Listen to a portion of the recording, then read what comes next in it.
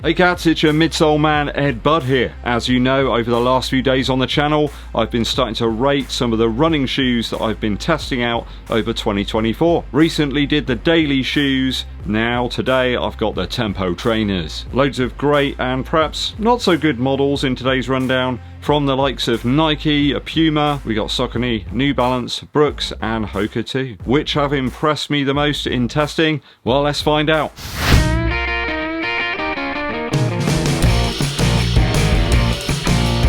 Thanks for tuning in, people. It is always appreciated. If you're yet to do so, please do hit that subscribe button and give this video a thumbs up like. Drop us a comment as well to help with that YouTube algorithm. Dankeschön.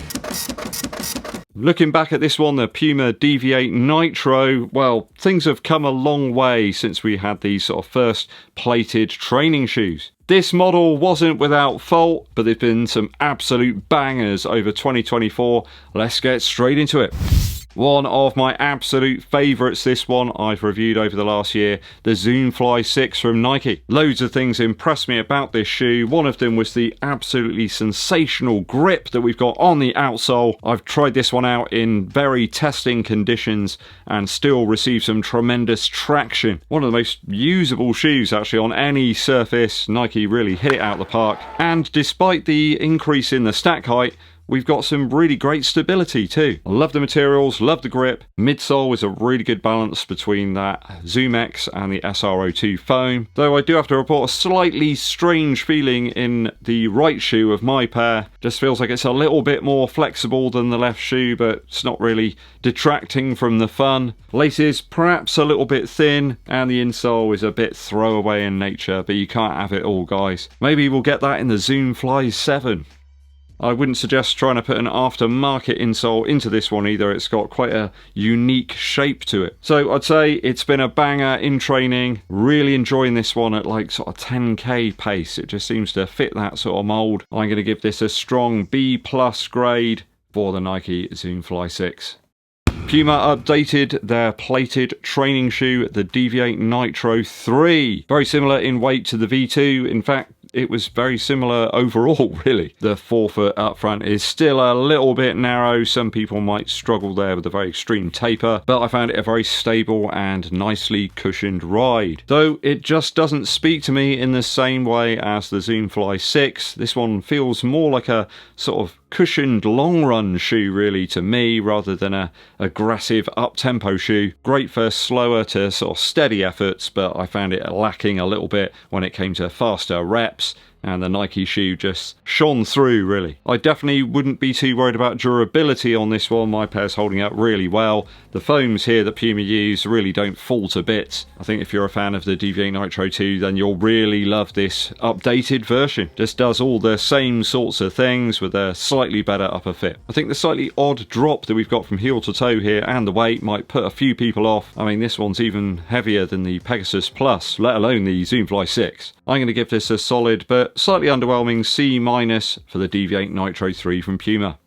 On to SAUCONY next with their Speed 4. This one launched this year, and it was a return to the more sort of bouncy, responsive foam that we had in the V1 and V2. Didn't feel really soft and compressive like the version 3 did. I think that put a few people off from picking up the last one. This one seems to be a return to form. Certainly on the undercarriage as well, there's some improved grip and grab from the outsole rubber that SAUCONY have used here. It's a lot more aggressive than we found in the V3. A distinct improvement there, and there's some better, more significant grip now. I did feel the upper on the Speed 4 wasn't perhaps exactly tailored to my foot. I did have to cinch the laces in quite a bit and did sub the laces out to something that's a little less flexible. And certainly early miles, I found the ride a little bit odd. It was something to do with that plate that's within the midsole. Either way, it was sort of digging in to the side of my foot, but that did seem to go away after a few more miles. And it's been a really dependable and consistent ride since then, really. Still not sure it's comparable to the mighty V1. That was my sort of goat shoe really when it came to plated trainers, and I think that one would still have a big impact if they relaunched it now actually, actually brought back like a retro of it. Exceptional weight and performance in that. Maybe that V1 was almost too good back then. Either way, the Speed 4 was excellent for some higher tempo training. Top notch really for like half marathon to marathon pace. Loads of cushion and improved stability too. Not quite perhaps the aggressive feel that we've got in the Zoomfly 6, but a great sort of daily to tempo trainer nonetheless. I think perhaps my only real gripe on this one is the price at £180.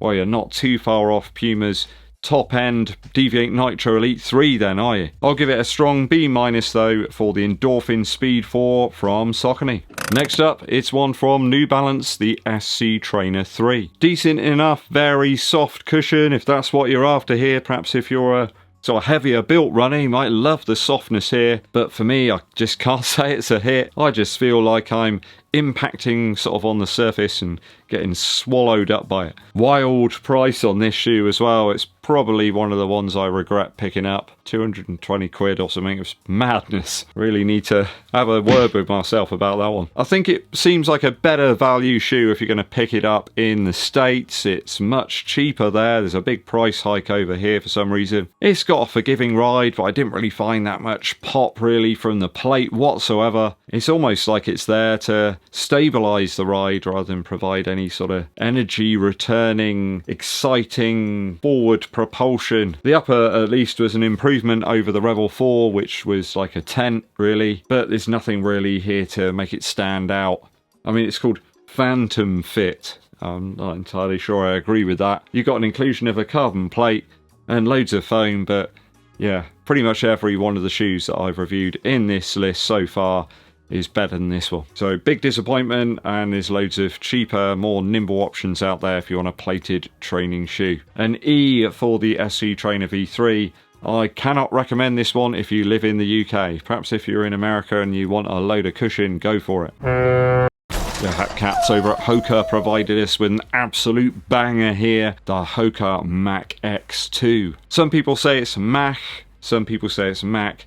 You know what the shoe is, okay? So if you want to go and pick it up, that's what it's called. Generally very light, nimble and fun to run in. Great grip and some very soft landings here from this foam. It is magical stuff and one of the best uppers I've tried out in recent years. I know some people had a problem with the heel. I've had absolutely none of that. I just reckon they need to get their shoe sizing a bit more on point. Maybe they got sent one that was too big or something, I don't know. I bought this, so...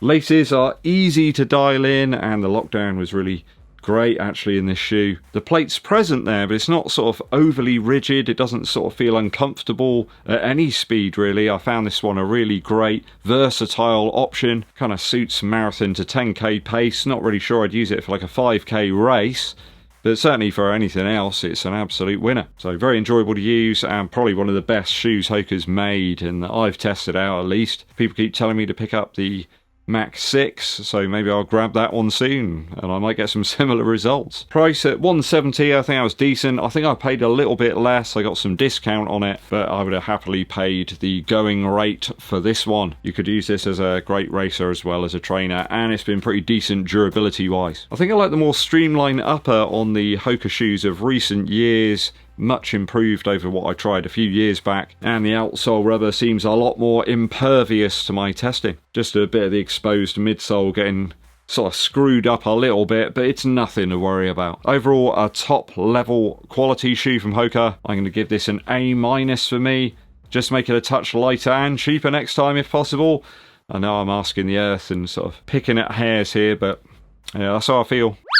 We got one more for you, the Brooks HYPERION Max 2. So Brooks went a slightly different direction with the HYPERION Max this year. A much more aggressive rocker here in the forefoot, but sticking with the DNA Flash material here. I think this was like an updated version of it, maybe like a 2.0, and it certainly felt like it. Really nimble, really smooth shoe to run in.